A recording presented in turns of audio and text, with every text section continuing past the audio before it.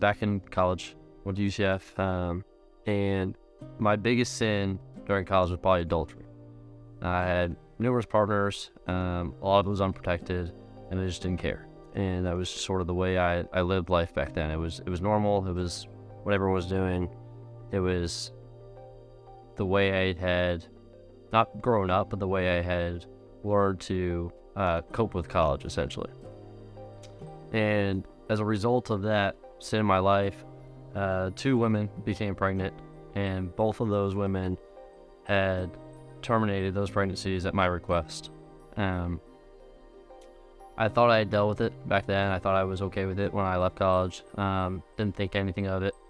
But what I've learned recently is that pain that caused me, I'm sure that pain that caused the women and those children, has burdened me until recently. And it's touched every aspect of my life beyond what I could even imagine. Like, I had no idea the things that it really touched in my life. And I didn't realize what I was experiencing. And what it boiled down to was guilt and shame.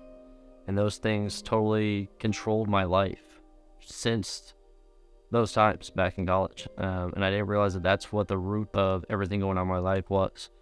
So I never felt good enough. It was always the imposter syndrome. I always felt like I was somewhere I shouldn't be. I didn't deserve things. I couldn't take compliments. And I just wasn't as strong of a person personally. Like, I just didn't have the confidence that I should have had because of those things, because that guilt was attacking me, that shame was attacking me, the lies the enemy kept speaking to me. You're not good enough. And one of those things that it was affecting was my marriage, and not necessarily our relationship, but the concept of having a child. And it's something that Nicole and I have always talked about. We've always wanted to do. We've always wanted to have children. But for me, it was more of, well, you're married. The next logical step is you have kids, right? And there wasn't like an excitement about it for me. And that frustrated me, and that was sort of where things started to be peeled back, where the onion started to really open up for me, right? Is, why am I not excited about this? I should be excited about this. We're happy together. We're established. Like, why am I not excited to have children? And so we started peeling back those layers, and it turned into, this is the root cause. And once I figured out that was the root cause, I realized all the other issues. And this was supernatural, because I would not have realized these things but for God putting that on my heart, saying, look, this is where all these issues stem from right here. Is you can't take a compliment from your wife, and you're always deflecting compliments because you don't feel like you're good enough, because you're carrying this burden. You're carrying the deaths of those children on your soul. And the way it's been explained to me since is, I thought I had dealt with it, and as a new believer, it was settled in my spirit. But the closer I've been getting to God, the more it's been bubbling to the surface and really, really bothering me and really coming out. And the way that's been explained to me is, the spirit inside of you is fighting with the old flesh that you're still killing. And the spirit inside of you is saying, look, you have to deal with these in a more concrete manner. You have to deal with these and affirmatively, directly challenge the lies that the enemy's telling you. And I didn't realize that was the issue at the time. But it turns out this has impacted every area of my life. Over the past probably 2 months or so, and I want to say it was probably at the beginning of the revival services, is spending all that time in church and the way the Spirit was filling me during that time. And I constantly, it was probably 2 to 3 times a week during those revival services, I became emotional, and I was just upset. I was crying, and like, I didn't have moments like that. I'm not an emotional guy generally. And every time those thoughts crossed my mind, I just became super emotional. And it got to the point where, like, I was so fed up with being emotional over that issue. I was like, what is going on here? I thought I've dealt with this. Why is this causing me so much pain now? And that's when I reached out to Pastor Ken and said, look, I'm done with this. I need to talk to somebody. I need to get this off my chest. And I had thought that by me dealing with it with God internally and repenting of it, but not resting on it, not meditating on it, I was fine.